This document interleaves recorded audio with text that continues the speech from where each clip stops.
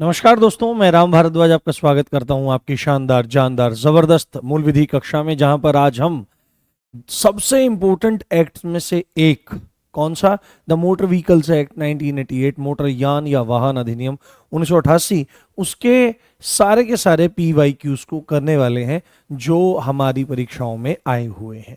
तो इनको हम देखना शुरू करेंगे।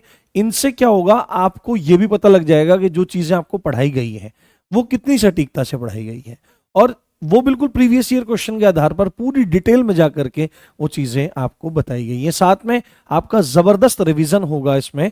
तो जितने भी लोग हैं वो बिल्कुल एक्टिव रहें, जैसे जैसे क्वेश्चन पूछा जाए वैसे वैसे क्वेश्चन का आंसर करें, और मैं एक्सप्लेनेशन भी दूंगा, जिससे एक ही एक्ट आपको मैंने क्लास में बहुत अच्छे समझाया, उसके बाद मैंने आपके डाउट्स भी क्लियर करे डाउट ग्रुप में, और अब ये एक्ट अगर ये क्लास करने के बाद भी अगर नहीं हुआ तो फिर आपको अपने बारे में सोचने की जरूरत है कि इतना प्रॉपर रिवीजन होने के बाद भी आपकी स्थिति ऐसी है। तो जल्दी से आप लोग आ जाइए। आपका स्वागत, आपका वंदन, आपका अभिनंदन मेरे प्यारे बच्चों जी। आपके जो कमेंट्स हैं वो बहुत तेज गति से आ रहे हैं। आप जिस भी भाषा में, जिन भी शब्दों में अभिवादन कर रहे हैं, मैं उस अभिवादन को स्वीकार करता हूं, ठीक है। साथ में एक इंपॉर्टेंट बात मेरी सुन लीजिए, जिस गति से हम लोग ऐसे चल रहे हैं, क्योंकि एक्ट को करने में, ऐसे हाथ से लिख लिख करके पढ़ाने में बहुत लंबा समय लग जाएगा। तो अब से आप देखो कि इतनी सारी धाराएं हाथ से लिख लिख करके पढ़ाने में, और मेन चीज ये है कि धारा समझ में आनी चाहिए कि कौन सी धारा कहां पर है। तो अब मैं एक मेथड यूज करूंगा कल से, अगला एक्ट जो करवाऊंगा मैं आपको, हम ना अगला एक्ट करेंगे आपका पोक्सो, बहुत इंपॉर्टेंट है, मिक्सअप करके पढ़ाऊंगा जिससे एक इंटरेस्ट बना रहेगा। पोक्सो में बहुत मजा आएगा, आपको बहुत सारी चीजें जानने को मिलेंगी।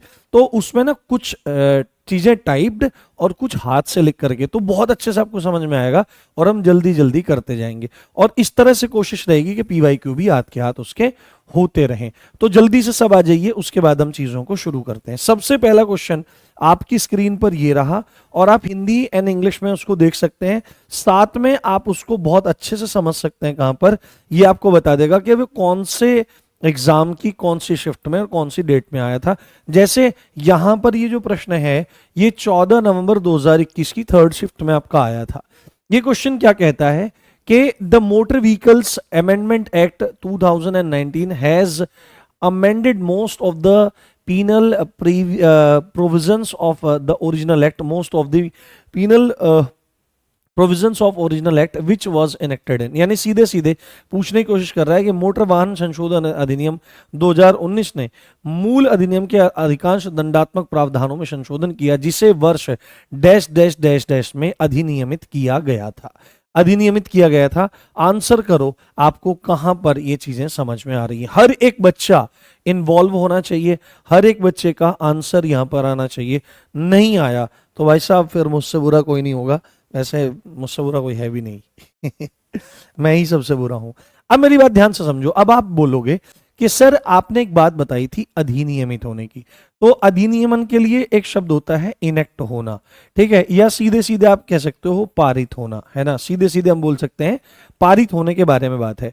परंतु पारित होना क्या होता है कि संसद के दोनों सदनों से पास हुआ, संसद के दोनों सदनों से पास होने के बाद राष्ट्रपति महोदय ने उस पर हस्ताक्षर कर दिए, और हस्ताक्षर करने के बाद क्या हो रहा है, वो फिर जो बिल था वो आपका क्या बन गया, एक्ट बन गया। जो विधेयक था आपका वो आपका अधिनियम बन गया। तो इसको अधिनियमन तिथि कहा जाता है। यद्यपि मुझे ऐसा लग रहा है कि ये प्रश्न जो बना है वो ना, कंपनी भी थोड़ी ऐसी ही थी, है ना, फर्जी टाइप सी कंपनी थी जिसने लास्ट टाइम एग्जाम लिया है।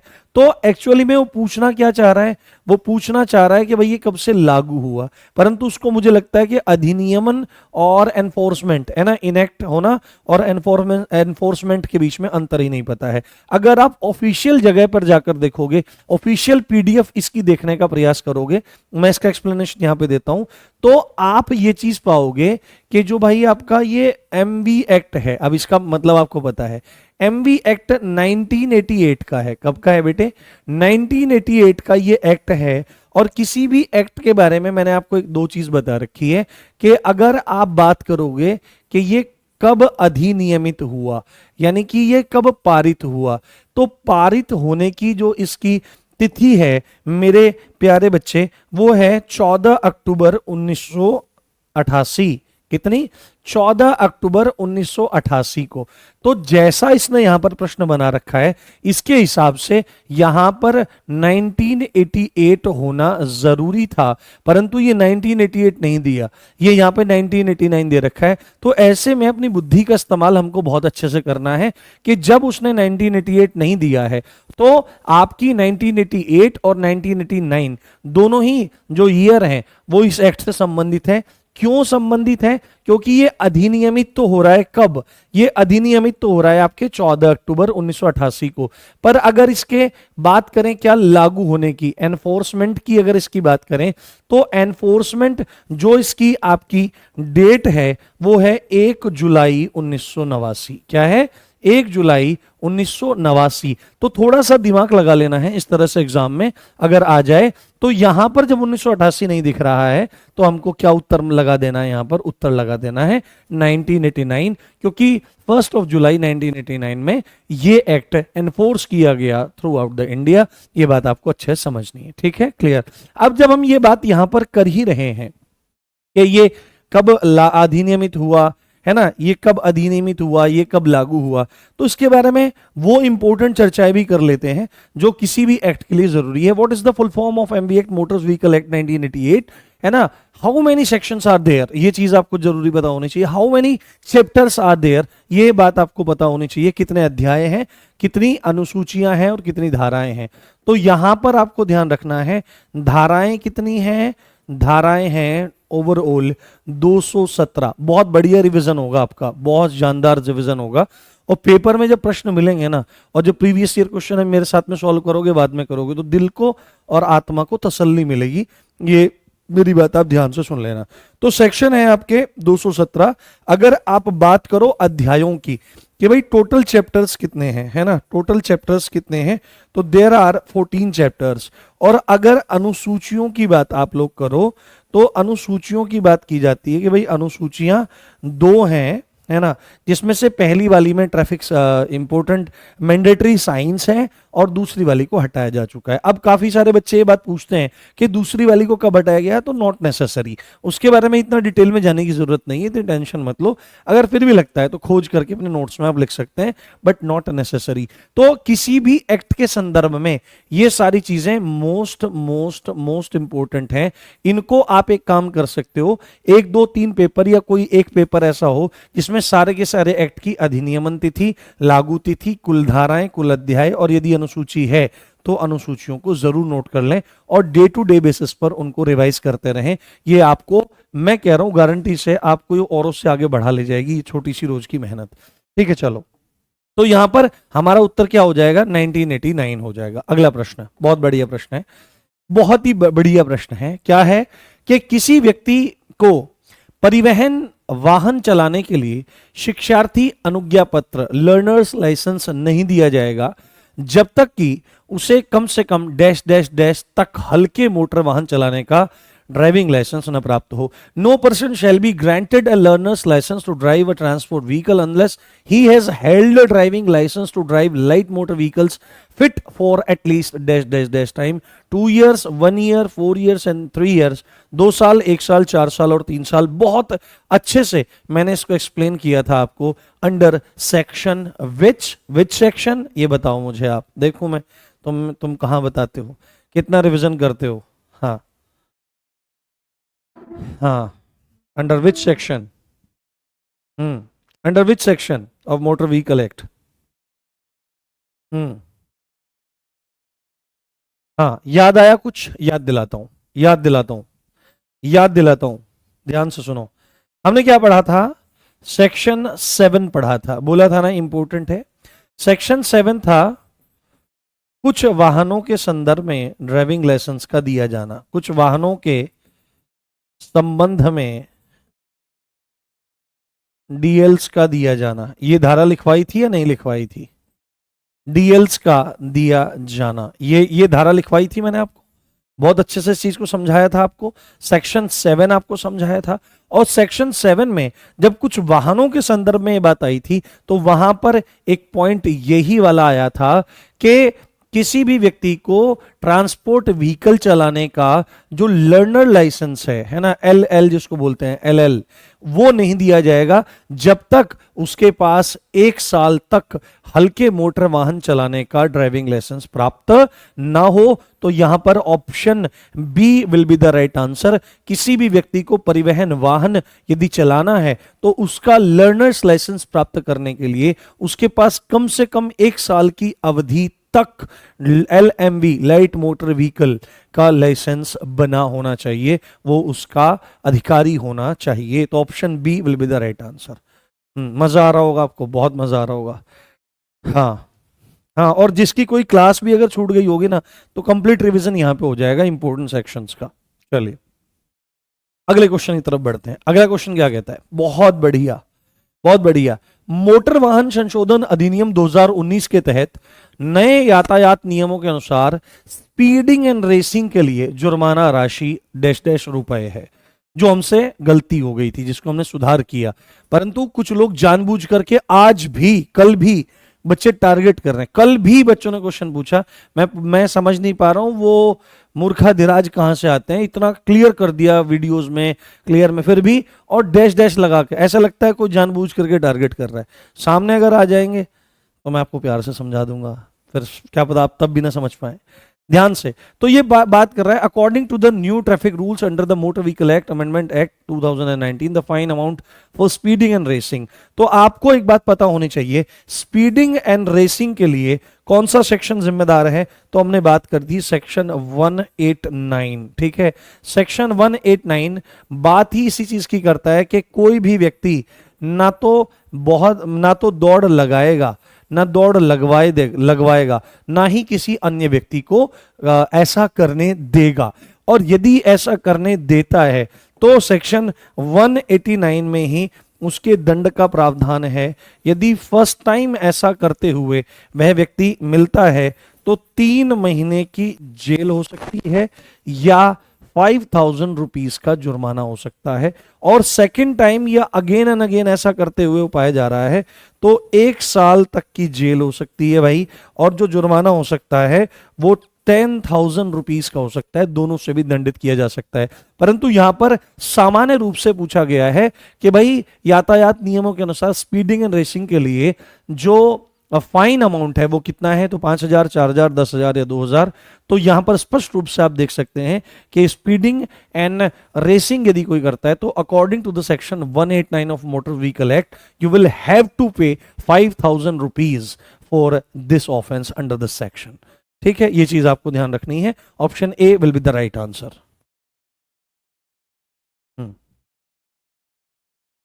हाँ, ठीक है, बहुत बढ़िया, मजा आ रहा होगा आपको। ठीक है, इन धाराओं को विशेषकर थोड़ा देखते जाएं और समझते जाएं। देखो आप बोलते रहे तो धाराओं को कैसे याद करें भाई, है ना, टेक इंटरेस्ट लीजिए इस सेक्शन इसमें, क्योंकि आपको लाइफ, ऑल ओवर लाइफ काम आएगा जब भी आप अधिकारी बनेंगे। जब आप अधिकारी बनेंगे ऑल ओवर लाइफ काम आएगा, और आपको अधिकारी बनने में भी ये चीज काम आएगी। तो read again and again and again, है ना, रिविजन के अलावा कोई भी रास्ता नहीं है। कोई कहता होगा मैं आपको ऐसे याद करा दूंगा, सब झूठ बोल रहे हैं, ऐसा कुछ नहीं होता। आप किसी ट्रिक से याद कर लोगे, भाई ट्रिक याद क्यों कर रहे हो, डायरेक्टली इनको ही पढ़ पढ़ के रिवाइज करके आप चीजों को अपने दिमाग में रख सकते हो। नेक्स्ट क्वेश्चन इज फोर्थ, क्या कह रहा है, बहुत बढ़िया प्रश्न है। किस वर्ष की आयु से अधिक के प्रत्येक व्यक्ति को मोटरसाइकिल चलाते समय या उस पर यात्रा करते समय एक सुरक्षात्मक टोपी, है ना, एक हेड गियर, माफी चाहता हूं, यानी कि हेलमेट की बात हो रही है, वो पहनना जरूरी है। 18 साल, 7 साल, 16 साल या 4 साल। क्वेश्चन देख सकते हो कौन सी शिफ्ट का है। Every person above the age of dash dash dash shall wear a protective head gear while driving और ट्रेवलिंग ऑन अ मोटरसाइकिल। तो यह आंसर आपको करना पड़ेगा। तो आपको एक बात बहुत अच्छे से पता होगी कि सेक्शन 129 को अपने दिमाग में बसा लो, है ना। क्या है, section 129 is most most most important, जो सीधे ही बात बोलता है कि बिना एक सुरक्षात्मक टोपी, एक सुरक्षात्मक टोप, हेड गियर या उसी को हेलमेट बोलते हैं, बिना हेलमेट के वाहन नहीं चलाएगा कोई भी, ये साधारण भाषा है बिल्कुल, बिना हेलमेट के कोई भी वाहन नहीं चलाएगा। फिर सीधे ही एकदम ये बात पूछी गई कि भाई हेलमेट पे, मतलब हेलमेट कौन लगाएगा, एकदम दिमाग में आ गया कि जो व्यक्ति बाइक चला रहा है वही हेलमेट लगाएगा, या ऐसा भी तो हो सकता है कि बाइक पे बैठ के जाते हैं, वाइफ जाती है, बच्चे जाते हैं, दूसरा दोस्त जा सकता है पीछे बैठ करके। तो क्या केवल ये यहां पर बात आएगी कि नहीं चलाएगा, तो आगे आगे बैठने वाले को जरूरी है, पीछे बैठने वाले को नहीं। तो उन्होंने ये बात स्पष्ट रूप से बोल दी है कि वाइल ड्राइविंग ड्राइवर को भी लगाना जरूरी है, और जो मोटरसाइकिल पर ट्रेवल भी कर रहा है, तो ट्रेवल तो कोई भी कर सकता है। तो वहां पर एक बात स्पष्ट कर दी गई कि 4 साल से अधिक आयु का व्यक्ति, यानी कि 4 साल से अधिक एज का जो बच्चा है उसके लिए भी हेलमेट लगाना जरूरी। 4 साल से अधिक आयु का बच्चा भी हेलमेट लगाएगा, ये बात वहां पर स्पष्ट करी गई है। तो यहां पर आपका ऑप्शन क्या हो जाएगा मेरे प्यारे, यहां पर आपका ऑप्शन हो जाएगा 4 इयर्स, 4 साल से अधिक आयु का बच्चा हेलमेट लगाएगा। और एक बात इसमें स्पष्ट है, यदि क्या हो जाएगा कि यदि ऐसा नहीं करता तो इसका दंड का प्रावधान कहां पर है, तो सेक्शन 194D में है कि या तो एक तो 500 रुपए नहीं, आपके 1000 रुपए का, 500 तो उससे याद आ रहा है, आपका 1000 रुपए का फाइन भरना पड़ेगा, और डीएल 3 माह के लिए सस्पेंड होगा। क्या होगा, डीएल 3 माह के लिए सस्पेंड होगा। ये दंड देती है 194D यदि कोई हेलमेट नहीं लगाता। तो 2 sections are important, section 129 about wearing helmet while travelling और ड्राइविंग, और section 194D is also important because it tells the punishment for not wearing headgear, protective headgear while traveling और while आपका driving और riding, आप जो भी कहना चाहें आप कह सकते हैं। ठीक है, तो option D will be the right answer, 4 वर्ष। बताओ मजा आ रहा है क्वेश्चंस करने में, जल्दी बताओ। हाँ, 3 क्वेश्चन का आंसर गलत है, कौन से का? 3 क्वेश्चन का आंसर गलत कैसे है? ये मैं क्या लिख रहा हूं यहां पर, आप लोग क्लासेस तो लेते नहीं हो, ठीक है। 3 क्वेश्चन का आंसर गलत है, भाई साहब तुम लोगों को समझाना महाभारत हो गया सच में। कुछ कुछ बच्चे तो ऐसे हैं जो बिल्कुल, मतलब मुझे समझ में नहीं आ रहा है तुम क्या करोगे, कैसे करोगे, तुम्हारा पढ़ने का मन नहीं करता, तुम्हें समझा समझा करके मैं परेशान हो चुका हूं। सिंपल एक मिस्टेक हुई थी, उसके बारे में कम से कम 50 बार बता चुका हूं, फिर भी आप चीजों को ठीक नहीं करना चाहते, पता नहीं क्या, भगवान जाने, मैं इससे ज्यादा कुछ नहीं कर सकता हूं भाई अब। चलिए अगला प्रश्न बहुत इंपॉर्टेंट है, बहुत इंपॉर्टेंट है। इस क्वेश्चन पे भी भाई साहब डंडे लगा रखे हैं बिल्कुल, कि तुमने तो 2000 लिखवा रखा है प्रति टन, 2000 लिखवा रखा है, जबकि वहां पर नोट्स में स्पष्ट लिखा हुआ है वो आंसर, फिर भी दिख नहीं रहा है सामने से। क्लास तो लेनी नहीं है, बस सोचे मूल विधि क्लास क्यों लें, बस पढ़ लेते हैं नोट्स, उससे ही काम चल जाएगा, ये होशियार बन रहे हैं। अगला प्रश्न है, मोटर वाहन संशोधन अधिनियम 2019 के तहत नए यातायात नियमों के अनुसार माल वाहन के अधिक लदान यानी ओवरलोडिंग पर जुर्माना लगाया जाता है। यहां पर इसने ना 3 ऑप्शन दे रखे हैं, ए बी एंड सी, और फिर पूछ रहा है कि इसमें से कौन सा सही है, बी सही है, बी प्लस सी सही है, ए प्लस बी सही है, या ए सही है।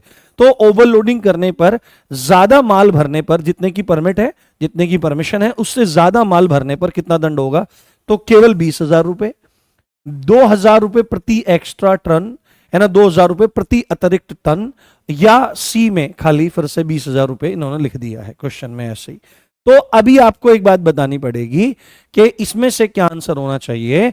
तो आप लोगों को एक बात स्पष्ट रूप से जान लेनी चाहिए, आप लोगों को एक बात स्पष्ट रूप से जान लेनी चाहिए कि सेक्शन 113 क्या बात बोलता है, सेक्शन 113 बात करता है लोड की लिमिट्स, है ना, लोड की लिमिट्स यानी भार की सीमाएं, यानी भार की सीमाएं, यानी भार की सीमाएं। और वहां पर सेक्शन 113 में एक बात स्पष्ट रूप से कही जाती है कि कोई भी व्यक्ति अपने वाहन में जितनी परमिशन हो उससे अधिक जो भार है, जो लोड है, वो नहीं भरेगा, और यदि भरता है तो इसका दंड भी उस व्यक्ति को दिया जाएगा। और दंड के बारे में कौन सी धारा बात करती है? दंड के बारे में आपकी बात करती है सेक्शन 194, जो क्या बात बोल रही है कि दंड क्या होगा कि 20,000 रुपए का चालान तो अलग होगा, ठीक है, 20,000 तो देने ही देने हैं।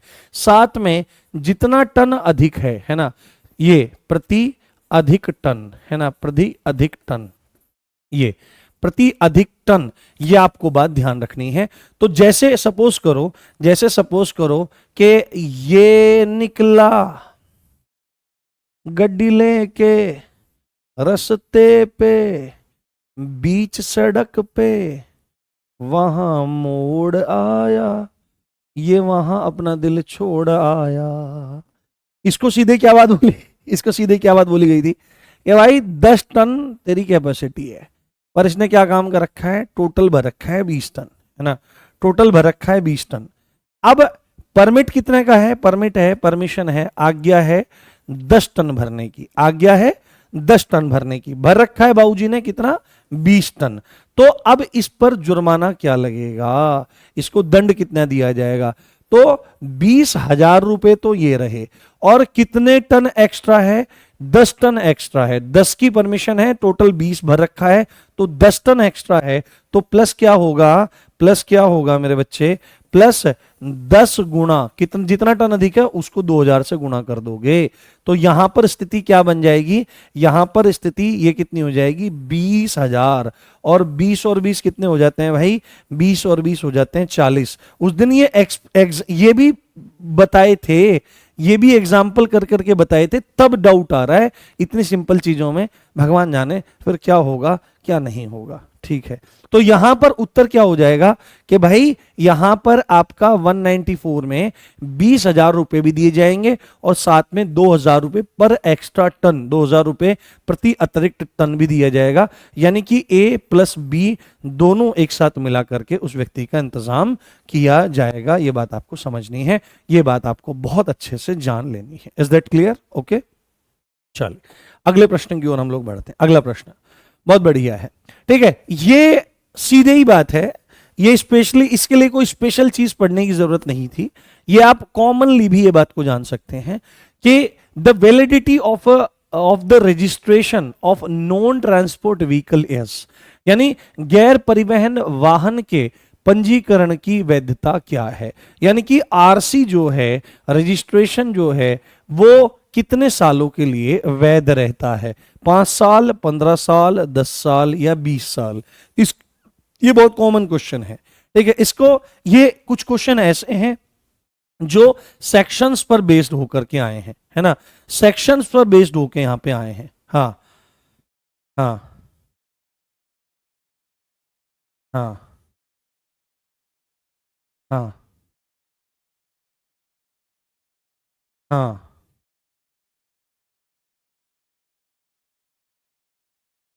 गैर परिवहन वाहन की पूछ रहा है, ध्यान से देख लो, किसकी पूछ रहा है, गैर परिवहन वाहन, नॉन ट्रांसपोर्ट व्हीकल, यानी कि नॉन ट्रांसपोर्ट व्हीकल का मतलब है किसी व्यक्ति की अपनी कार, किसी व्यक्ति की अपनी बाइक, किसी व्यक्ति के बाइक के बारे में जिक्र हो रहा है यहां पर, नॉन ट्रांसपोर्ट व्हीकल के बारे में यहां पर चर्चा हो रही है। और नॉन ट्रांसपोर्ट व्हीकल किसी की प्राइवेट गाड़ी, वाइट नंबर, है ना, किसी की प्राइवेट, जो नॉन ट्रांसपोर्ट व्हीकल होता है, इनकी जो नंबर प्लेट होती है वो कैसी होती है, इनकी जो नंबर प्लेट होती है वो कैसी होती है ना, वो आपकी व्हाइट भी होती है, ठीक है, व्हाइट भी होती है, और अभी ईवीज आ गए हैं तो ग्रीन भी होती है। तो व्हाइट एंड ग्रीन, है ना, येलो किसकी होती है, येलो टैक्सीज की होती है, तो उसकी बात अलग से है, ठीक है। परंतु मूलतः जो चर्चा यहां पर हो रही है वो कितनी वैलिडिटी कितनी होती है, कोई भी गाड़ी कितने साल तक आप चला सकते हो, कोई भी गाड़ी 15 सालों तक आप चला सकते हो, क्या कर सकते हो, कोई भी गाड़ी 15 सालों तक आप चला सकते हो। एक अमूमन बात यहां पर आपकी की जा रही है, 5 साल उत्तर नहीं लगाना है ना, 5 साल उत्तर नहीं लगाना है। 15 साल, इसका उत्तर लगाना है 15 साल। ठीक, ये बात अच्छे से समझ लेनी है, ये बात अच्छे से जान लेनी है, 15 साल उत्तर लगाना है इसका। हम्म वो जो अवधि 5 साल बता रहे हो ना, वो ड्राइविंग लाइसेंस वगैरह उसके उसके संदर्भ में उधर ज्यादा है। चलिए अगला प्रश्न आपका, बहुत बढ़िया है, इसका उत्तर दो सीधे। देखो क्वेश्चन कितना खतरनाक लग रहा है देखने में कि भाई न जाने कैसा क्वेश्चन है, ये क्या बवाल आ गया है पूरा, है ना, न जाने कैसा क्वेश्चन है, न जाने कैसा बवाल यहाँ पर आ गया है। हाँ भाई, इतनी तेजी से आपके आंसर आ रहे हैं कि मैं मुझे दिख ही नहीं रहे हैं। हजारों में बच्चा यहाँ पर देख रहा है, हजारों में। ठीक है, ऐसे आपके सामने तो क्या आ रहा होगा, केवल आपकी स्क्रीन आ रही होगी, पर यहाँ पर ऐसे चल रहे हैं कमेंट्स, ऐसे कुछ भी दिख नहीं रहा, किसी पे नजर रैंडम पड़ जाए तो पड़ जाए। देखो यहाँ पर ये बात, यहाँ पर क्या हो रही है, तीसरे पक्ष को जोखिमों के लिए वैध बीमा पॉलिसी के बिना सार्वजनिक स्थान पर मोटर वाहन का उपयोग करना निषिद्ध है। कितना घुमा फिरा करके चीजें पूछी गई हैं, परंतु आप सीधे सीधे एक बात देख लोगे ना कि वैध बीमा पॉलिसी के सार्वजनिक स्थान पर मोटर वाहन चलाना मना है। ठीक है, तो आप कौन सी धारा में बताया था, मैंने इसका दंड बताया था 196 में आपको, और मैंने उसी के साथ में एक चीज आपको बताई थी कि सेक्शन 146 इस बात को बोलता है कि बिना बीमा के कोई भी वाहन नहीं चलाएगा। कहां नहीं चलाएगा, अपने घर की छत पर तो नहीं चलाएगा, सार्वजनिक स्थान पर बात हो रही है। तो आप यहां पर देखो 146 कहां पर है, तो 146 ये 61 के बारे में बात हो रहा है, this is not your answer. 692 ये नहीं है, 148 नहीं है, क्या लिखा हुआ है, 1461 लिखा हुआ है। तो इसकी टेंशन लेने की जरूरत नहीं है, अपना काम इससे हो जाएगा, अपना काम सिर्फ इससे हो जाएगा। अगर इतना ज्यादा डिटेल में जाओगे तो दिमाग खराब हो जाएगा, 146 1 2 3 नो, बिल्कुल नहीं। सिंपल सिंपल वे में आपको रखना है, क्या सिंपल वे में आपको चीजें रख लेनी है, क्या कि आपको अगर बिना बीमा के सार्वजनिक वाहन पर सार्वजनिक स्थान पर वाहन चलाते हुए पकड़ा जाता है तो फिर आपका इलाज बढ़िया से किया जाएगा। तो यहां पर सेक्शन 146 का आप स्मरण करिए कि कोई भी व्यक्ति, है ना, ये तीसरा इत्यादि मत, ये तीसरा पक्ष और ये इतना टेंशन मत लीजिए, रिलैक्स रहिए। कोई भी व्यक्ति कोई भी व्यक्ति कोई भी व्यक्ति कोई भी व्यक्ति पब्लिक प्लेस पर कोई भी व्यक्ति पब्लिक प्लेस पर बिना बीमा, ठीक है, अब यहां पर इसको लिखना जरूरी नहीं कि लीगल बीमा इंश्योरेंस पॉलिसी, नहीं, इतना लिखने की जरूरत नहीं है। बिना बीमा वाहन नहीं चलाएगा, बात खत्म है। बिना बीमा वाहन नहीं चलाएगा, बिना बीमा वाहन नहीं चलाएगा। यदि ऐसा हो रहा है, यदि ऐसा हो रहा है तो इसका दंड, है ना, क्या इसके दंड के बारे में, इसके दंड के बारे में सेक्शन बात करता है 196। इसमें क्या हो सकता है, इसमें जेल हो सकती है। जेल की अवधि अगर पहली बार, है ना, फर्स्ट टाइम ऐसा कर रहा है तो जेल की अवधि 3 माह है या 2000 रुपए का जुर्माना हो सकता है, फर्स्ट टाइम अगर ऐसा हो रहा है। और सेकेंड टाइम अगर ऐसा हो रहा है तो जेल की अवधि सेम हो सकती है या 4000 रुपए देने पड़ सकते हैं। तो दोनों से भी दंडित किया जा सकता है। क्या किया जा सकता है, दोनों से भी दंडित किया जा सकता है। तो सेक्शन 146 और सेक्शन 196 आपको याद रखना है, किस संदर्भ में आपको याद रखना है। हाँ हाँ,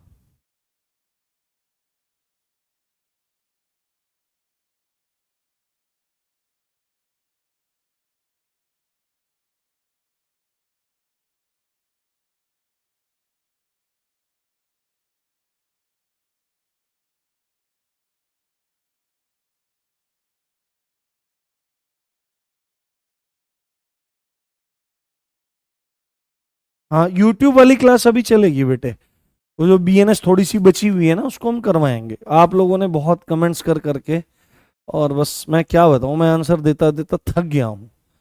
बट मेरी भी कुछ मजबूरियां हैं, ठीक है, मेरी कुछ मजबूरियां हैं, मैं क्या करूं। तो बस इतना ही है मेरे पास कहने के लिए, मैं करवाऊंगा जल्दी, उस चीज़ों को करवाऊंगा और फिर आपको चीज़ें मिलेंगी। ठीक है, कोई बच्चा अभी संभवतः कह रहा था कि आपने टन की जगह क्विंटल लिखवाया था, तो वो मैंने टन टन लिखवा रखा है क्लास में, देखो वो बोलचाल में मैंने क्विंटल बोल दिया होगा या नॉर्मली कभी वैसे बता दिया होगा, पर टन ही है। आप देखो क्लास में नोट्स में टन लिखा हुआ है। तो इन छोटी छोटी चीजों को उतना ज्यादा वो मत करो कि क्विंटल लिखवा दिया, टन लिखवा दिया। एक्चुअली में टन ही लिखवा रखा है, बोल चाल में क्विंटल आ गया होगा। कोई आग बबूला हो रहा है, उसका मुझे पता नहीं लग रहा है। हाँ, बच्चे जब कोर्स खरीद लेते हैं तो ऐसा समझते हैं कि टीचर्स को किसी भी तरह धमकाया जा सकता है, टीचर को किसी भी। और यही बच्चा जब यूट्यूब पर आता है तो वहाँ पर बड़े गुलदस्ते बेचता है मीठे मीठे, और जैसे ही पैसे देता है समझता है कि इनको गालियाँ दो, इनको प्रताड़ित करो, चाहे कुछ भी करो, ये कुछ नहीं बोलने वाले। तो जो इस तरह की विचारधारा है कि हमने पैसे दे दिए मास्टर तू पढ़ा अब, तो यही चीज़ आपके सफलता का नहीं, असफलता का कारण बनती है। क्योंकि गुरु ब्रह्मा गुरु विष्णु गुरुर्देवो महेश्वरः गुरु साक्षात परब्रह्म तस्मै श्री गुरुवे नमः। गुरु परमात्मा शक्ति है, जिसको कह गुरु का अवज्ञा करते हो, जाकर मंदिरों में और मस्जिदों में और अन्य तीर्थ स्थानों में जाए, हे भगवान हे ऊपर वाले मेरा काम करा दे, तो उस व्यक्ति का कभी कल्याण नहीं हो सकता जो गुरु की अवज्ञा करता है। ठीक है, आप कितने बुद्धिमान हो, कितने भी बुद्धिमान हो, यदि गुरु अवज्ञा करके अध्ययन करोगे तो कहीं ना कहीं ऐसी स्थिति जरूर बनेगी भर्ती प्रक्रिया में कि आप निश्चित रूप से फेल हो जाओगे कहीं ना कहीं। और यदि आपकी गुरु के प्रति सच्ची निष्ठा है तो अगर कहीं फंस भी जाओगे तो निकलने का रास्ता आपके निकल जाएगा। चलिए अगला प्रश्न है, बहुत बढ़िया है। मोटरयान अधिनियम 1988 की धारा है ना, मोटरयान अधिनियम 1988 के तहत मोटर कैब शब्द का अर्थ है भाड़े या पारिश्रमिक के लिए चालक को छोड़ करके वहन के लिए निर्मित या अनुकूलित कोई भी मोटर वाहन। यानी under the motor vehicles act 1988 the term motor cab means any motor vehicle constructed or adapted to carry dash dash dash excluding the driver for hire or reward। इसके बारे में आपको बात बतानी है कि सीधे सीधे बात पूछने की कोशिश कर रहा है कि मोटर कैब जो है, जिसके लिए शब्द प्रयोग किया था हमने छोटी टैक्सी, जिसके लिए हमने क्या शब्द प्रयोग किया था, छोटी टैक्सी, छोटी टैक्सी शब्द प्रयोग किया था हमने। उसमें कितने लोग बैठ सकते हैं, अधिकतम 7 यात्री, अधिकतम 4 यात्री, अधिकतम 6 यात्री, अधिकतम 5 यात्री। इसका आंसर आप बहुत अच्छे से कर सकते हैं। हाँ, अधिकतम बताइए कितना। तो हम लोगों ने एक सेक्शन पढ़ा था, है ना, हम लोगों ने एक सेक्शन पढ़ा था, मैं एक्सप्लेनेशन भी देता जा रहा हूं जिससे आपको चीजें समझ में आ जाए। ठीक है, हमने एक सेक्शन पढ़ा था सेक्शन 225, है ना, सेक्शन 225 ये आपके मोटर कैब के बारे में बात कर रहा था, है ना, ये आपके बारे में बात कर रहा था मोटर कैब के। ठीक है, ये मोटर कैब है, हाँ, मोटर कैब के बारे में बात कर रहा था। इसी को हमने बोला था छोटी टैक्सी। हाँ, छोटी टैक्सी। तो छोटी टैक्सी की वहां परिभाषा सिंपल आई थी, सिंपल आई थी कि अधिकतम 6 यात्री बैठ सकते हैं। कितने बैठ सकते हैं, अधिकतम 6 यात्री। कितने कितने लोग बैठ सकते हैं, अधिकतम 6 यात्री। चालक शामिल नहीं है, यही तो बात बोली थी हमने, एक्सक्लूडिंग द ड्राइवर, चालक शामिल नहीं है। और तीसरी शर्त है मोटर टैक्सी के लिए कि किराए या भाड़े पर चलती हो, किराए या भाड़े पर कुछ पैसे। ये 3 शर्तें यदि पूरी कर रही है तो वह मोटर कैब है, वह छोटी टैक्सी है। तो आप यहां पर आराम से उत्तर दे सकते हो कि option C, not more than 6 passenger, किसी भी मोटर कैब में बैठ सकते हैं, 6 से ज्यादा नहीं, जिसमें ड्राइवर शामिल नहीं है। एक चीज जब मैं यहीं पर आपको बता रहा हूं तो हमने एक और सेक्शन पढ़ा था वहीं पर, सेक्शन 222, है ना, सेक्शन 222 हम लोगों ने वहां पर पढ़ा था। और 222 में क्या था, मैक्सी कैब था। क्या था, मैक्सी कैब, बड़ी टैक्सी। और बड़ी टैक्सी के लिए भी इसी प्रकार से 3 शर्तें थी, मैक्सी कैब में भी 3 शर्तें थी। पहला क्या था कि 6 से 12 यात्री बैठ सकते हैं। कितने बैठ सकते हैं, 6 से 12 यात्री बैठ सकते हैं अधिकतम। ठीक है, दूसरी बात है इन 6 से 12 में जो चालक है वो एक्सक्लूड है, वो एक्सक्लूडिंग है, वो शामिल नहीं है। और तीसरी बात है कि यह भी किराए या भाड़े पर चलती है, किराए या भाड़े पर चलती है। तो बड़ी टैक्सी के लिए मिनिमम 6 और मैक्सिमम 12, जिसमें आपका कौन शामिल नहीं है, जिसमें आपका ड्राइवर शामिल नहीं है। तो आपका ऑप्शन सी सही हो जाएगा, अधिकतम 6 यात्री। समझ में आ गई बात, क्लियर हो गया पॉइंट। अगले प्रश्न की ओर बढ़ते हैं, section question number 9। Which of the following is mandatory for applying for commercial vehicle licence. ठीक है, ये क्वेश्चन है आपका, इस क्वेश्चन की तरफ ध्यान दो। मैंने आपको एक चीज बोली थी कि मैक्सिमम चीजें आपकी एक्ट में कवर हो जाएंगी, अगर कोई छुटपुट चीज भी कहीं ना कहीं रह जाती है तो उसको हम कहां पे कवर कर लेंगे, उसको हम कवर कर लेंगे आपके प्रीवियस ईयर क्वेश्चन सेशंस में। और अभी तो ये कोर्स पूरा होगा, कोर्स पूरा होने के बाद ये क्वेश्चन होंगे, क्वेश्चन के बाद अभी जब एग्जाम आएगा तो और डेंस आपकी प्रैक्टिस चलेगी, तो कोई भी चीज आपसे छूटेगी नहीं। ठीक है, इस चीज के लिए परेशान मत होइए। जैसे अभी एक बच्चा बोल रहा था, अभी आगे चलकर सेक्शन 141 आएगा, कल या परसों किसी ने क्वेश्चन पूछा था, तो उसका जवाब बहुत बढ़िया से मिलेगा। अभी रुकिए। तो निम्नलिखित में से वाणिज्यिक वाहन के लिए लाइसेंस के लिए आवेदन करते समय किन किन चीजों की जरूरत है या कौन सी चीज की जरूरत है? तो वाहन फिटनेस प्रमाण पत्र, वाहन पंजीकरण प्रमाण पत्र, जीवन बीमा या चिकित्सा प्रमाण पत्र। तो आपको एक बात बिल्कुल अच्छे समझ में आनी चाहिए कि इनमें से तीनों में से किसी चीज की जरूरत नहीं है। इसमें जरूरत है मेडिकल सर्टिफिकेट की। किसकी? मेडिकल सर्टिफिकेट की जरूरत है। साथ में जरूरत है किस चीज की? साथ में जरूरत है एड्रेस की, एड्रेस प्रूफ की, कि एड्रेस प्रूफ आप उसको दे दो, है ना। एड्रेस प्रूफ आपको दे दो। एड्रेस प्रूफ के तौर पर आप अपना पासपोर्ट दे सकते हो, है ना, आप अपना पासपोर्ट दे सकते हो, आप अपना वोटर आईडी दे सकते हो, आप अपना क्या दे सकते हो? आधार दे सकते हो, है ना, इत्यादि इत्यादि चीजें वहां पर आपके काम आ सकती हैं। जैसे आप अपना राशन कार्ड दे सकते हो। तो इन चीजों की जरूरत है, एड्रेस प्रूफ की और मेडिकल आपके सर्टिफिकेट की जरूरत है। Option D will be the right answer, ये बात ध्यान रखनी है। हाँ, जो चीज नहीं मिलती जाए, 1-2 पॉइंट नहीं मिलेंगे। हाँ। गुरुजी जिंदगी खत्म होने के कगार पर है, कुछ सुना दीजिए। ये क्लास करने के बाद सुनाएंगे बेटे, अभी बढ़िया मोमेंटम बना हुआ है, इस मोमेंटम को तोड़ते नहीं है। अगला प्रश्न, प्राधिकृत अधिकारी, बहुत बढ़िया क्वेश्चन, सारी धाराएं आपको करवा रखी हैं बेटे। इतना बड़ा कमेंट लिखोगे तो मैं पढ़ नहीं पाऊंगा। एक झटके से किसी का कमेंट आया था बड़ा और वो निकल गया एकदम से। प्राधिकृत अधिकारी किसी व्यक्ति के वाहन को जब्त कर सकता है यदि वह व्यक्ति वैध परमिट या पंजीकरण उसके पास नहीं है, वैध बीमा नहीं है, माल या माल के अलावा अन्य लोगों को ले जाने के लिए वाहन का उपयोग करता है और गति सीमा से अधिक वह अपने वाहन को चला रहा है। देखो आंसर करो, देखो कितना पढ़ रखा है तुम लोगों ने। हाँ सर, साइन कब कराएंगे बेटे? कराएंगे अभी, रुक करके करवाएंगे।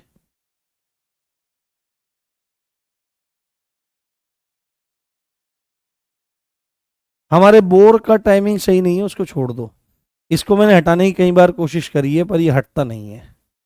इसको छोड़ दो, इस पे ध्यान मत दो, आंसर करो। मैंने समझा रखा है आपको बहुत अच्छे से। मैंने आपको एक बात स्पष्ट करी थी, मैंने आपको लास्ट में, सबसे लास्ट में जो सेक्शन करवाया था वो कौन सा करवाया था? वो सेक्शन 207 करवाया था।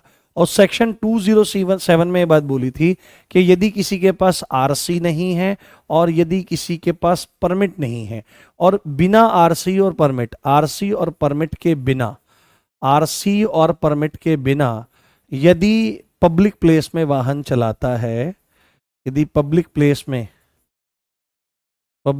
में वाहन चलाता है ना, चलेगा ही नहीं, चलाता है बिना आरसी के चलाता है, तो क्या हो सकता है? तो क्या हो सकता है? ये बात बहुत स्पष्ट करी थी। तो कोई पुलिस ऑफिसर, तो कोई पुलिस ऑफिसर या राज्य सरकार द्वारा प्राधिकृत अधिकारी, राज्य सरकार द्वारा ऑथोराइज्ड ऑफिसर, प्राधिकृत अधिकारी क्या कर सकता है? वाहन को जब्त कर सकता है। ठीक है, तो क्या कर सकता है? वाहन को क्या कर सकता है बेटे? जब्त कर सकता है, वाहन को जब्त कर सकता है। ये सेक्शन 207 बोल रहा है। जब्त करने का मतलब देख सकते हो, सीज, गाड़ी सीज करना होता है ना, तो गाड़ी सीज करने का मतलब जब्त करने से है। तो आप स्पष्ट रूप से बोल सकते हो कि सेक्शन 207 इस बात को बोलता है कि does not possess a valid permit और रजिस्ट्रेशन। ये बात आपको ध्यान रखनी है। ऑप्शन ए हमारा सही हो जाएगा। हाँ, बोर हो गए क्या? हम सर आपकी क्वालिफिकेशन कितनी है? पांचवी कर रखी है मैंने। पांचवी भी बड़ी रो रो के, बड़ी मुश्किलों से मैंने पांचवी करी। नदी के पार जाना पड़ता था तैर के, 12 महीने नदी बहती थी और सर तूफान में तो और ज्यादा उबल जाती थी, उसमें मैं तैर के जाता था उधर विद्यालय। फिर एक दिन मैंने सोचा इतनी टेंशन कौन ले, छोड़ो अपना ये एक्ट वैक्ट पढ़ लेंगे, मूल विधि पढ़ानी पड़ेगी जवानी में आकर के RWA पे, तो उसके लिए मैं प्रिपरेशन कर रहा था, तो मैं पढ़ा रहा हूँ। हिंदी भी मैं पढ़ा लेता हूँ, हिंदी भी मैं प्रिपेयर कर रहा था जी। चलिए आगे, अगला क्वेश्चन। मोटर वाहन चलाते समय व्यक्ति को हेलमेट पहनना चाहिए, यह मोटर वाहन अधिनियम 1988 की किस धारा के तहत है? हेलमेट वाला क्वेश्चन 3 बार आएगा अभी, है ना। हेलमेट वाला क्वेश्चन 3 बार आएगा अभी, 3 बार। हेलमेट वाला क्वेश्चन 3 बार आया है अलग अलग तरह से, तो हेलमेट वाला क्वेश्चन, हाँ, आपको पता लग जाएगा। हाँ हाँ।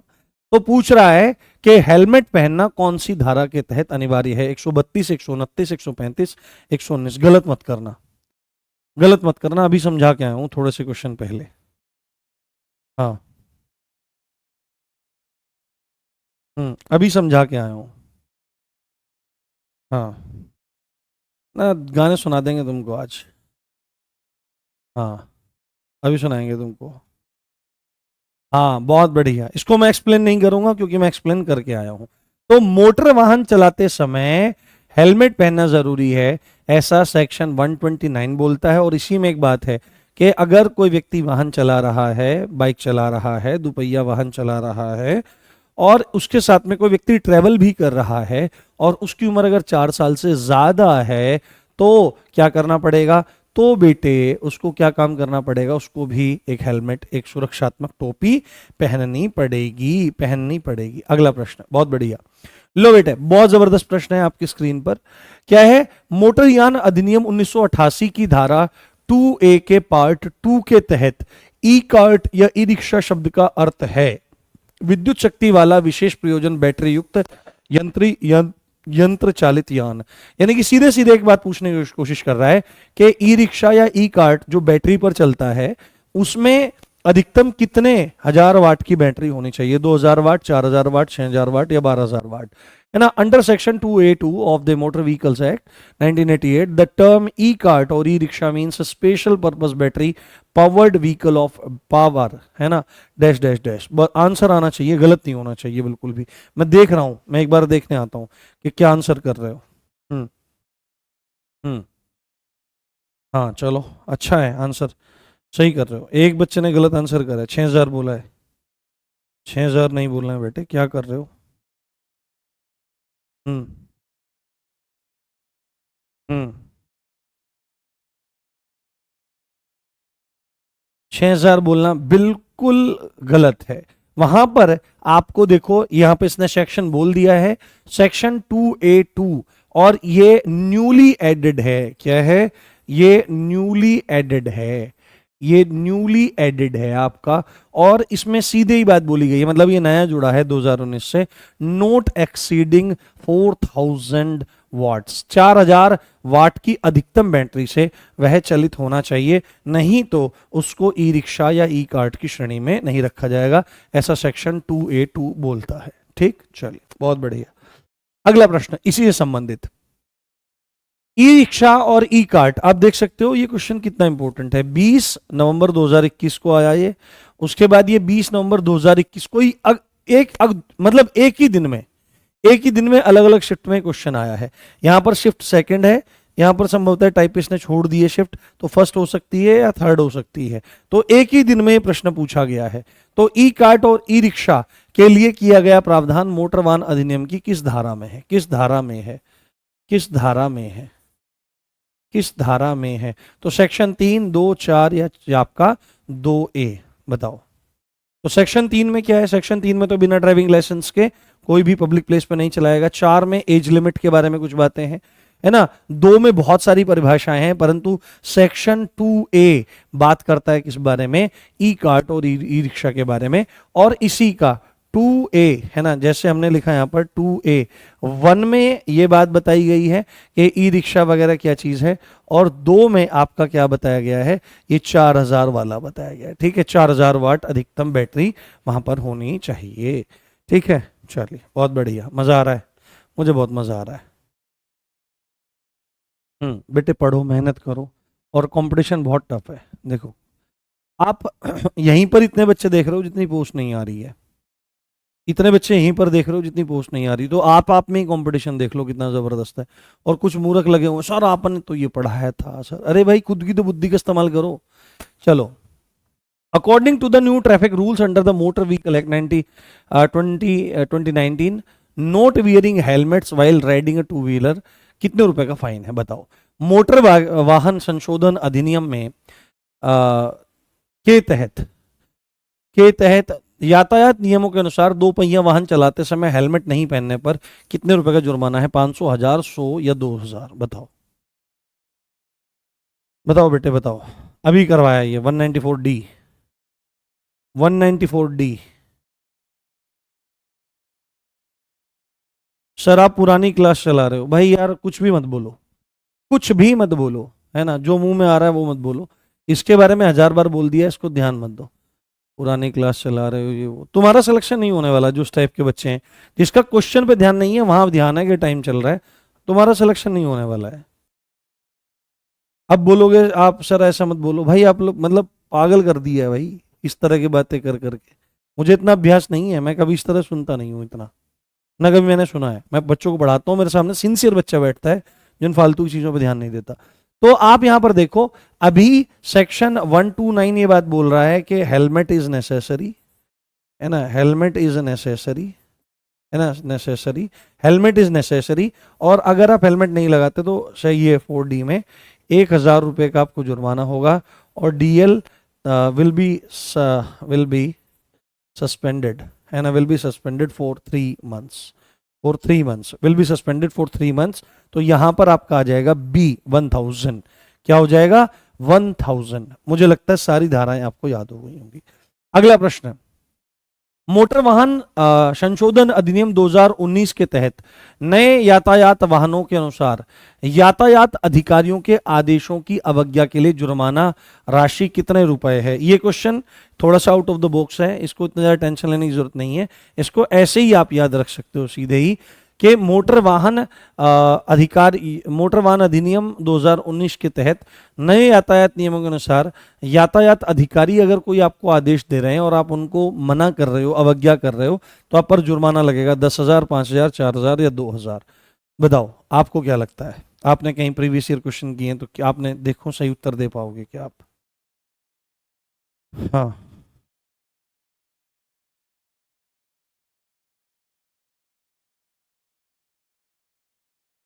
हम्म। हाँ। कितना है? हाँ। इतना भी नहीं है। हाँ। हाँ। 40,000 कोई बोल रहा है, 40,000 वो है जब कोई अधिकारी कहे कि हमको तुम्हारे यान की लोड लिमिट चेक करवानी है, यान तुलवाना है, और यान तुलवाने से यदि मना करता है तो 40,000 है। परंतु अमूमन अगर कोई ट्रैफिक जो ऑफिसर है, ट्रैफिक ऑफिशियल्स हैं, अथॉरिटीज हैं, वो मना करती हैं और फिर भी आप उस चीज़ को नहीं कर रहे हो, तो आपको 2,000 रुपये का जुर्माना भरना पड़ेगा। ये चीज़ आप अपने दिमाग में रख लीजिए, कितना? 2,000 रुपये का जुर्माना आपको वहां पर भरना पड़ेगा। चलिए अगला प्रश्न, बहुत बढ़िया, ये बहुत अच्छा प्रश्न है। मैं थोड़ा सा लगाता हूं इसके बारे में, इसको दिखाता हूं, इसके इसके रिगार्डिंग एक फोटो दिखाऊंगा। Driving dash dash dash is not an offence without horn, without immobiliser, without headlight, without silencer. बताओ कि इन चार में से किसके बिना वाहन चलाना अपराध नहीं है? वाहन चलाना, ड्राइविंग करना कोई अपराध नहीं है बिना हॉर्न के, बिना इमोबिलाइजर के, बिना हेडलाइट के, बिना साइलेंसर के। बताओ, आंसर करो। इसके बारे में मैंने क्लास में बता रखा है पहले से भी क्वेश्चन, ये क्वेश्चन वैसा ही है, ये PYQs में ही करने वाला क्वेश्चन है। हाँ, आंसर करो। ठीक है। तो आपको एक चीज ध्यान रखनी है, विदाउट इमोबिलाइजर यदि आप वाहन चलाते हो तो कोई अपराध नहीं है। बिना हॉर्न के अगर वाहन चलाते हो तो अपराध है, ठीक है। बिना उसके आप हॉर्न के गाड़ी नहीं चला सकते हो, बिना हेडलाइट के नहीं चला सकते हो क्योंकि लोगों को मारने का डर है, ठीक है। बिना साइलेंसर के लोगों की नींद खराब करोगे, ये भी अपराध है। परंतु बिना इमोबिलाइजर यदि आप गाड़ी चलाते हो तो अपराध नहीं है। थोड़ा सा दिखाता हूं मैं आपको कि इमोबिलाइजर क्या चीज होती है। किसी को पता है इमोबिलाइजर क्या चीज होती है? देखो तुम में से किसी को अगर पता हो कि व्हाट इज इमोबिलाइजर, तो you can easily read here, है ना, you can easily read here what does N immobiliser do, है ना।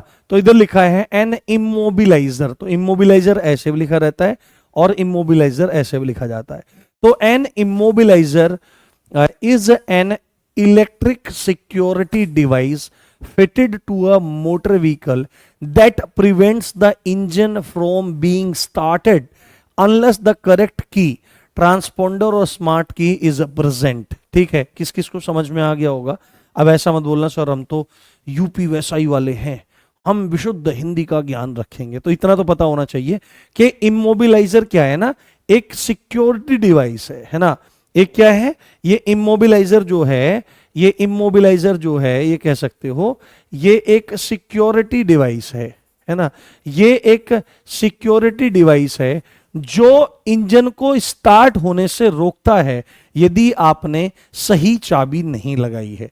अगर जिस गाड़ी की जो की है ना, जिस गाड़ी की जो की है, जो चाबी है, अगर आप उसमें वो नहीं लगाओगे तो इमोबिलाइजर क्या काम करेगा, गाड़ी को स्टार्ट होने से रोक देगा, जिससे आपकी गाड़ी चोरी होने का जोखिम हट जाएगा। ठीक है, ये चीजें थोड़ी सी बतानी जरूरी है। तो an immobiliser is an electronic security device है ना, जो क्या करती है, प्रिवेंट्स करती है, बचाती है, किससे, the engine from being started unless the correct keys is inserted और प्रेजेंट। ठीक है, क्लियर, इमोबिलाइजर वाला पॉइंट क्लियर हो गया। बताओ मुझे एक बार, हाँ बताओ। हम्म,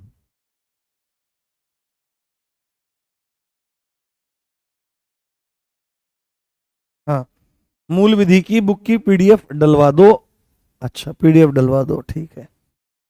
हम्म जो ये बुक डिपार्टमेंट वाले बैठे हैं, इनके बच्चे क्या खाएंगे भाई फिर।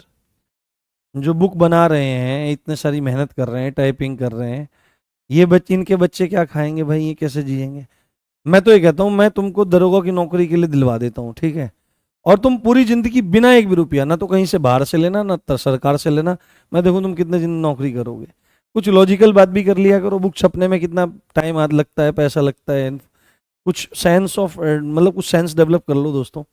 चलिए अगला प्रश्न है, मोटर वाहन संशोधन अधिनियम 2019 के तहत यातायात नियमों के अनुसार किशोरों द्वारा किए गए उल्लंघन के लिए जुर्माना राशि है। बहुत चर्चा हुई थी जब 2019 का संशोधन अधिनियम आया था कि अगर बच्चे अपने माँ बाप की मोटरसाइकिल उठा के चले, किशोर का मतलब 18 साल से नीचे, ठीक है, 18 साल से नीचे की बात है, अपने माँ बाप की मोटरसाइकिल को उठा करके चल देते हैं, ठीक है, और उनको पुलिस पकड़ लेती है, ट्रैफिक का जो अथॉरिटीज हैं वो पकड़ लेती हैं, तो जुर्माना माँ बाप पर कितना लगेगा, ये बात है। तो यहां पर 2000, 25,000, 5,000 या 10,000, मुझे उम्मीद है आप में से कोई क्वेश्चन ही गलत नहीं करेगा। हम्म, आप में से कोई भी ये प्रश्न गलत नहीं करेगा। मोटर वाहन संशोधन अधिनियम 2019 के तहत नए यातायात नियमों के अनुसार किशोरों द्वारा उल्लंघन किए जाने पर जुर्माना राशि कितनी है, तो क्लियरली माँ बाप को 25,000 रुपीज भरने पड़ेंगे, 25,000 रुपए पे करने पड़ेंगे यदि उनके बच्चों ने गड़बड़ करी है। और यही चीज उसने आपसे स्पष्ट रूप से पूछ ली है। कितना, 25,000 इज द आंसर। अगला प्रश्न, मोटर वाहन संशोधन अधिनियम 2019 के तहत नए यातायात नियमों के अनुसार बिना लाइसेंस के ड्राइविंग करने पर कितने रुपए का जुर्माना लगता है। बहुत बढ़िया प्रश्न है, अभी समझा के आया हूं मैं। 1,000, 500, 5,000 या 1,500। हम्म हम्म हम्म हम्म हम्म हम्म। करवा देंगे बेटा, धीरे धीरे सब करवा देंगे ना। आप इतना ज्यादा बर्डन ना तो खुद लो और ना मुझ पर डालो कि एक ही दिन में सारी चीजें करवानी है। अभी तो भर्ती का ही पता नहीं है, भर्ती कहाँ है। भर्ती बोर्ड ने बोल रखा है, हो सकता है आज अनाउंस हो जाए, उन्होंने बोलता है अप्रैल के एंड में डालेंगे। अब अप्रैल के एंड में डालेंगे तो हो सकता है अप्रैल का एंड हो गया, आज 28 है, 29 है, 30 है, तो कभी भी भर्ती आ सकती है। अब देखो कब आती है कब नहीं आती है, भगवान जाने। ठीक है, तो मोटर वाहन संशोधन अधिनियम 2019 के तहत नई यातायात नियमों के अनुसार बिना लाइसेंस अगर आप गाड़ी चलाते हैं तो यहां पर आपका जो सेक्शन 3 है वो मना करता है कि बिना डीएल कोई भी वाहन नहीं चलाएगा, बिना ड्राइविंग लाइसेंस। बिना ड्राइविंग लाइसेंस कोई भी पब्लिक प्लेस में, पीपी में वाहन नहीं चलाएगा, वाहन नहीं चलाएगा, वाहन नहीं चलाएगा। ये बात आपको ध्यान रखनी है। और यदि ऐसा करते हुए कोई पकड़ा जाता है, ठीक है, ऐसा करते हुए कोई पकड़ा जाता है, तो वहां पर दंड का प्रावधान भी बहुत बढ़िया उसके प्रति है, जो क्या है, यहां पर सेक्शन 181 है, सेक्शन 181 है, जहां पर स्पष्ट रूप से बात बोली गई है कि यदि ऐसा करता है तो जेल, हाँ, तो जेल, अरे यार भाई रुक जाओ, तो जेल उसको हो सकती है 3 माह की, या उस पर फाइन लग सकता है 5,000 रुपए का। कितना? उस पर फाइन लग सकता है 5,000 रुपीज का, यदि क्या करता है, बिना ड्राइविंग लाइसेंस के गाड़ी चलाता है। बिना ड्राइविंग लाइसेंस के गाड़ी चलाने के लिए सेक्शन 3 मना करता है, और 181 में फिर उसका दंड है। तो यहां पर ऑप्शन हो जाएगा सी, 5,000 rupees is the answer. 5,000 rupees is the answer. ठीक, चलिए बहुत बढ़िया। अब देखो नशे करके क्वेश्चन कैसे बनाए जाते हैं। अब देखो नशे करके क्वेश्चन कैसे बनाए जाते हैं, कितने अच्छे तरीके से बनाए जाते हैं। जब एक बहुत ही धुरंधर कंपनी पेपर बनाती है ना, तो वो ऐसे काम करती है। देखो, इसी क्वेश्चन को देखने के बाद बच्चे ने मुझे बोला था कि सर आपने एक इंपॉर्टेंट धारा छोड़ दी है। तो मैंने बोला था वैसे तो ऐसा होता नहीं है, बट अगर ऐसा हो भी जाता है तो उस चीज की मेरी रेस्पॉन्सिबिलिटी है, उसको मैं पीवाईक्यू सेक्शन में कवर कर दूंगा। जैसे मृत्यु या स्थायी विकलांगता के मामले में मुआवजे का दावा करने का अधिकार मोटर वाहन अधिनियम 1988 की कौन सी धारा के तहत है? 66, 3, 141 और 203।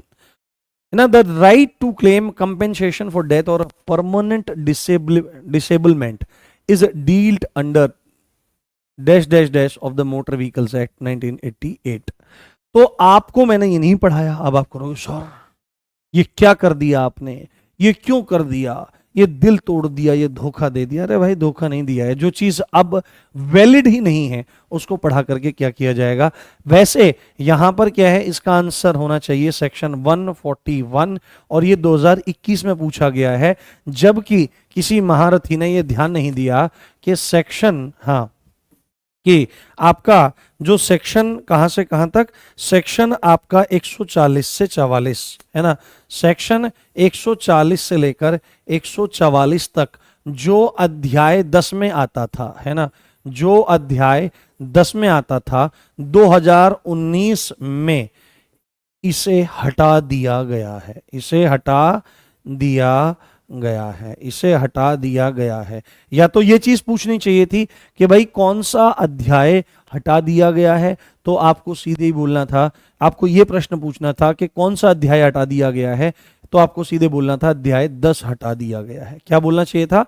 अध्याय 10 हटा दिया गया है 2019 के संशोधन में, जिसमें सेक्शन 140 से लेकर 144 था। तो आप ये क्वेश्चन कैसे पूछ सकते हैं सन 2021 में, क्योंकि अगर बच्चे के पास वैसा कंटेंट पहुंचेगा तो उनमें तो ये धारा नहीं है। आप अगर आज भी देखो, this is the bare act of motor vehicle act, ठीक है, ये एक्ट देखो, और इसमें ना मैं आपको लेकर के चलता हूं कहां पर, शायद मैं आपको दिखा पाऊं। देखो ये इतना मोटा एक्ट है, ये जो मैंने 8 क्लास में आपको करवाया ना, ये इतनी बड़ी किताब है। आप अगर इसको, ये पूरी बुक पढ़ करके इसमें से छांट करके आपके लिए चीजें निकालिए, और फिर बच्चे पूछते हैं सर इज दिस सफिशिएंट। हाँ, टीचर्स बहुत मेहनत करते हैं बच्चों के लिए, आपको आइडिया भी नहीं है उस चीज का। देखो यहाँ पे दिखाता हूं मैं आपको, देखो यहाँ पर शायद दिख जाए आपको, यहां पर लिखा हुआ है अध्याय 10। अब ये फोन भी नहीं है जो ऐसे करके दिखा देता, यहां पर लिखा हुआ है अध्याय 10, और यहां पर डैश डैश डैश डैश, ये खत्म। यहां पर नीचे लिखा हुआ है 1, अधिनियम संख्या 32 वर्ष 2019 की धारा 50 द्वारा अध्याय 10 धारा 140 से 44 तक विलोपित किया गया है, यानी कि चैप्टर 10 ओमिटेड बाई एक्ट, ये आपका सेक्शन 50, ये यहां पर स्पष्ट रूप से लिख दिया गया है 2019। तो जब ये है ही नहीं तो ये क्यों पढ़ाया जाए आपको, बताओ। अब ये क्यों पढ़ाया जाए आपको, क्या तर्क संगतता है कि ये चीज पढ़ाई जानी चाहिए? क्या एक अच्छा शिक्षक इस चीज को पढ़ाएगा जो चीज हट गई है? तो ये चीजें यहां समझाई जाती हैं। Believe in your teacher. चलिए, और लास्ट क्वेश्चन कर रहे हैं, निम्नलिखित में से किसे तृतीय पक्ष जोखिमों के निमित्त अनिवार्य बीमा में छूट नहीं है ना, यानी कि किसको, जो आपका which among the following is not exempted from compulsory insurance against third party risk. तो निजी वाहन, राज्य सरकार के वाहन, नगर निगम के वाहन और केंद्र सरकार के वाहन। तो आप कॉमन सेंस से भी इस क्वेश्चन को सही कर सकते हो कि आपके राज्य सरकार के वाहन, नगर निगम के वाहन और केंद्र सरकार के वाहन, यानी कि सीधे सीधे आप कह सकते हो ये तीनों वाहन तो सरकार के ही हैं, तो सरकार के वाहनों को तो छूट मिलनी मिलनी है। आप इजीली बता सकते हैं the private vehicles is not exempted, है ना, from compulsory insurance against third party risk. तो option A will be the right answer, option A will be the right answer. ये बात आपको समझनी है, ये बात आपको जाननी है, ठीक। ओके, एक इंपॉर्टेंट चीज मैं आपको लिखवाना चाहता हूं, थोड़ा सा उसको लिख लीजिए, फिर क्लास को हम लोग एंड कर देंगे, कोई दिक्कत नहीं है, कोई इशू नहीं है। एक यहां पर एक सेक्शन 134A लिख लीजिए। हाँ, ये मुझसे मतलब छूट गया है इसको, ये मैं देखो आपने किसी ने नहीं पूछा, ये मुझे याद है, मैं पूरा देखता रहता हूं। यहां पर लिख लीजिए गुड सैमेरिटन। हाँ, गुड सैमेरिटन, गुड सैमेरिटन, नेक व्यक्ति, नेक व्यक्ति, अच्छा आदमी, है ना, अच्छा आदमी, अच्छे आदमी का बचाव, अच्छे आदमी का बचाव, अच्छे आदमी का बचाव, गुड सैमेरिटन। आपसे सीधे ही पूछेगा कि गुड सैमेरिटन के बारे में कहां पर बात है, तो आपको बोलना पड़ेगा सेक्शन 134A में गुड सैमेरिटन की बात है। ये गुड सैमेरिटन कौन है, तो दुर्घटना में घायल व्यक्ति को मृत्यु से बचाने के लिए, मृत्यु से बचाने के लिए, मृत्यु से बचाने के लिए, मृत्यु से बचाने के लिए, मृत्यु से बचाने के लिए जो उसको अस्पताल तक पहुंचाता है ना, जो उसको, अरे अरे क्या लिखा गया भाई, जो उसको अस्पताल पहुंचाता है, जो उसको क्या करता है, अस्पताल पहुंचाता है, अस्पताल पहुंचाता है। तो सीधे सीधे ही यहां पर क्या लिखा जाएगा कि यदि कोई व्यक्ति अस्पताल पहुंचाता है तो कोई कानूनी कार्यवाही उस पर नहीं होगी, कोई कानूनी कार्यवाही उस पर नहीं होगी, उस पर नहीं होगी, ठीक है। यहां पर अब मेरी बात ध्यान से एक बार सुन लीजिए फटाफट, फिर इस सेशन को हम लोग एंड करते हैं। क्या कि सेक्शन 134A बोलता है गुड सैमेरिटन के बारे में कि यदि किसी व्यक्ति को रोड पर कोई चोट लग जाती है और कोई भी भला आदमी क्या काम करता है कि उसको उठा करके बिठा करके अस्पताल ले जाता है जिससे उसकी जान बच जाए या इसको जो दिक्कत हो रही है वो ठीक हो जाए। परंतु क्या होता था, पुलिस तुमको कि तू ही ठोक के लाया होगा इसको और तू इसको ले आया, तो उसी को मतलब पुलिस अंदर कर देती थी, तो लोगों ने हेल्प करनी बंद कर दी और लोग सड़कों पर मरने लगे। तो ऐसे में ये जो सेक्शन 134A आया कि अगर कोई इस तरह का नेक आदमी है, इस तरह का नेक काम करता है, उसका बचाव करो, कि अगर वो अस्पताल में लेकर के किसी व्यक्ति को आ रहा है तो उसकी कोई रेस्पॉन्सिबिलिटी नहीं है कि जो व्यक्ति दुर्घटना में घायल हुआ है उसकी जान बचे या ना बचे, अगर वो मर भी जाएगा तो इस व्यक्ति पर कोई भी कानूनी कार्रवाई नहीं होगी। यही बात करता है सेक्शन 134A, इस बात को ध्यान रखना है। चलिए अब हम कल से पोक्सो को शुरू करेंगे, बहुत जरूरी है, मैं टाइप करवा करके लाऊंगा और समझाने का प्रयास करूंगा। जल्दी जल्दी हम इस चीज को खत्म करने का प्रयास करेंगे जिससे ज्यादा रिवीजन हम अच्छे से कर पाए। आशा करता हूं, आज 5 मिनट ऊपर हो गए, आशा करता हूं आपको क्लास बहुत अच्छी लगी होगी। अच्छा, आप अपनी अगली कक्षा में आप जाइए, हाँ साइड हो जाइए, ले हो गया साइड में, आप अपनी अब अगली कक्षा में जाइए और चीजों को देखने का सुनने का प्रयास कीजिए, ठीक है।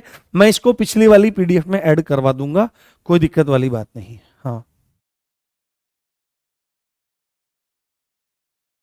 चलिए ठीक है, नमस्कार, जय हिंद, जय भारत, मिलते हैं कल की कक्षा में। पोक्सो के लिए तैयार रहना, बहुत जबरदस्त और बहुत इंटरेस्टिंग ये एक्ट है। Love you guys, bye.